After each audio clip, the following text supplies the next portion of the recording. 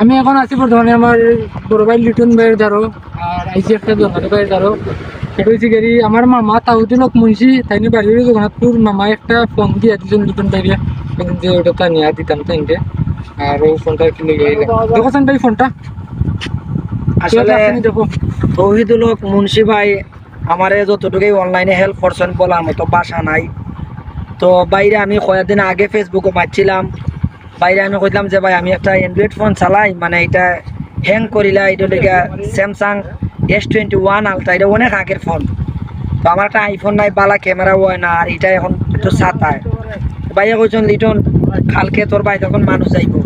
তো আসলে আমি জানতাম না যে ভাই যে আমার একটা iPhone 11 দিয়ে পাঠাইবা, বলার মতো আসলে মানে আমার বাসা নাই। সবাই খালি কয় ভাই যে হেল্প করবো বা এই সেই, কেউ কিছু হয় না যে লিটন তোরে আমি ওইটা দিলাম, তুই কোন অভাবের কারণে এই ভিডিওগুলা করস, তোর অভাবটা কিটা।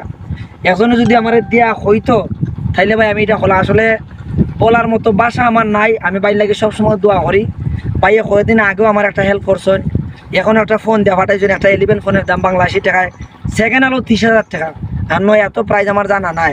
তারপরে এই যে ফোনটা দিচ্ছেন ভাইয়া, ভাই একদম ফ্রেশ ফোন, এটা একদম ফ্রেশ ফোন।